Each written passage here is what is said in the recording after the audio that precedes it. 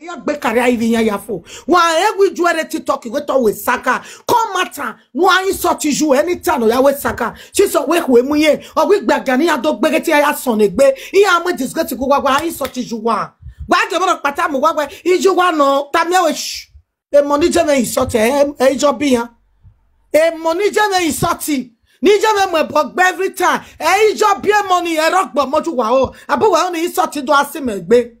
Iya ni ga he wa man support you when you we gbe tie bogiwa owe he ovuwa we do yin sort we iya do ate boni ju opa wa gbe overo evero wa gbe overo e ni na te we iwo agbe o ye gi tie bogiwa we rio iya do amo boni gbiju wa pa wa ga video na I no wan see comment and I true I dey tell na ajanu do yin sortera emi ro pa we o ga mo bogbo we mo bogbe oga tie bodan we tie bodan omo gbije ije mana nyise omo egbera era mana nyise wa ge era iju agbo bi ero bebo ni iju na tie bon na tie bon ni oni obi ma be do aro vi jouer no ga iju ma stop because wa wa tie e phone wo wata my way hello ije abo se me ya wa tie me ga kinu do we TikTok we Facebook we ma ije abi e ya no ka no mama no keke usu ata mi bi agbon bet jiju malawa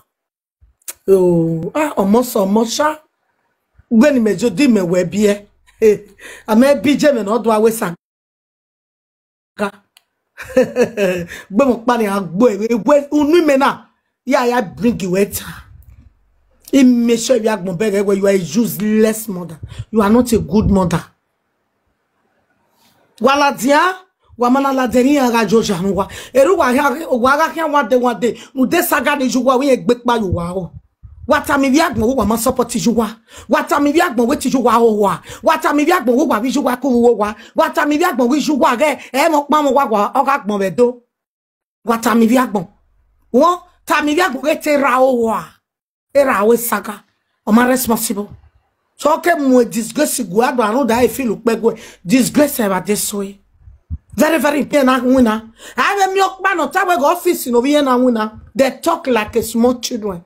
Kwado ku ju wala wa be TikTok. Kwado ku averu wala wa be Facebook. E so de Facebook, e so de TikTok. Wa ewe unwane, unwe na te eke abu ene do ku ju wala wa. Wa go make a video na giya.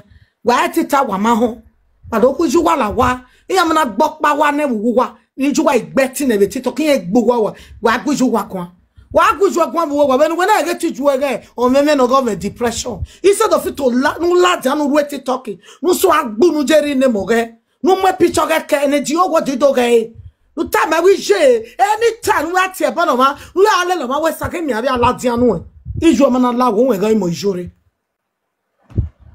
o egege o ya lawa o wi je obi me gbe mo ofan ya se gbo wa e no me be do teri anoje utamia when anybody ije mi awe gbe ti e bonu wa ya ge on wa iju ola wa o disconnected TikTok ge bebu agata ma wo gwa yin ye wa agata ma wo gwa yin ye ije agbo mo disgrace no nije but we agbe iju na ri abo na agbe iju egbe to egbe mi okoko ke yawo e pe evon egbe wa mi ju wa we saka wa ro wi o kwa latia ona ri e ge neje iju ana we saka we have wo wa don't do that.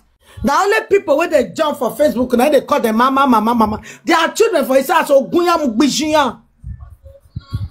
Anya jeveni jijoreje. Ijime. E o mi jore one of Paris. Ijime do awe TikTok. Odo asaga. Inya bi bieka do asaga. Ame bijeni gbe mo pa ni agbe ewo wa. Omo na teta say disgrace about this way. Ina vasi je manari ye je lawa eme wa do damage me okay wo we fune e ba me la wodo wetin to jo wo do am go mere be ti agwa be kan ata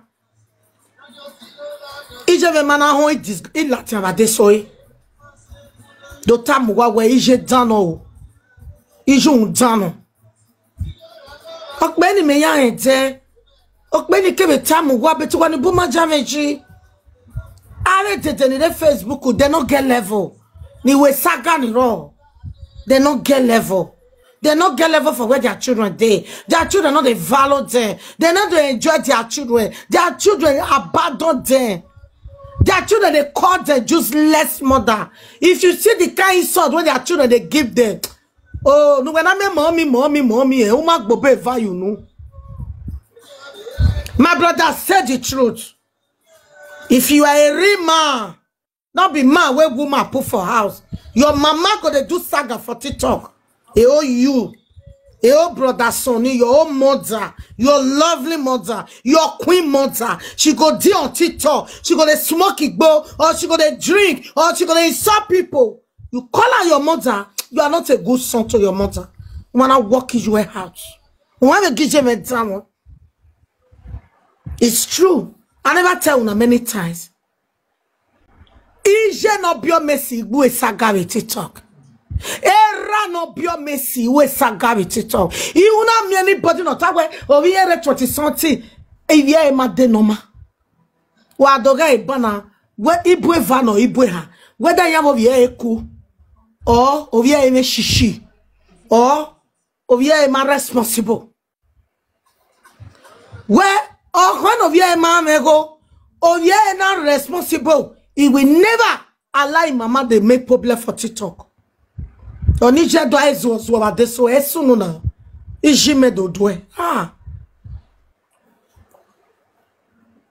Veni me yeve sena me makwe na mwe bola mowa ama wi je no bi me. Bi me mweri me die do.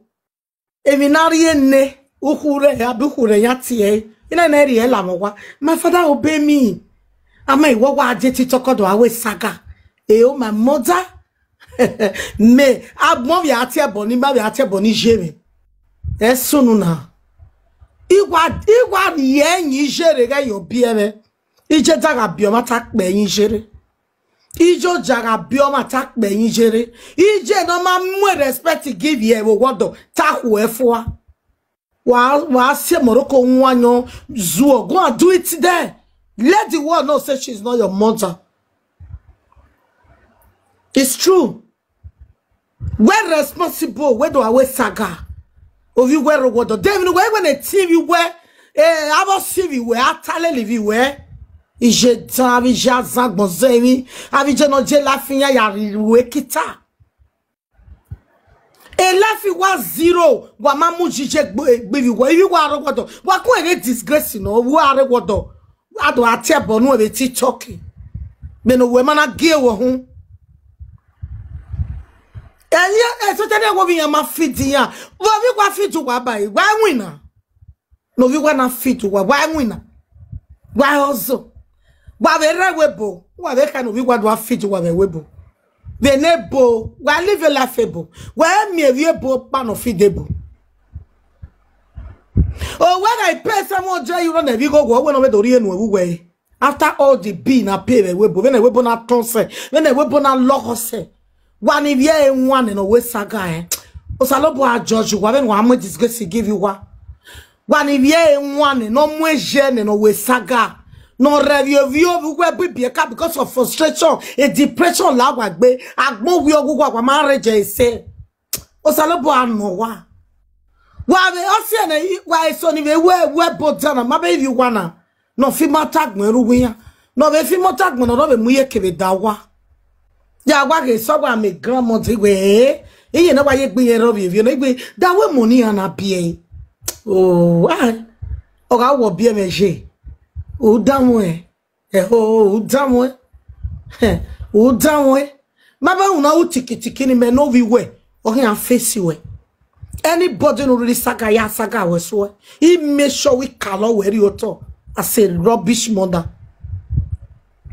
Yes, anybody ni beg we jamais rovia be TikTok he latin do rovia we so so the war yagbon variabe o we ga wan no ujijo egbe do a rough life wo we be go here e be mo biele na be water o si ani bi gwa no bu mana mi o desina o si ani bi gwa no bu na bie ni pe eva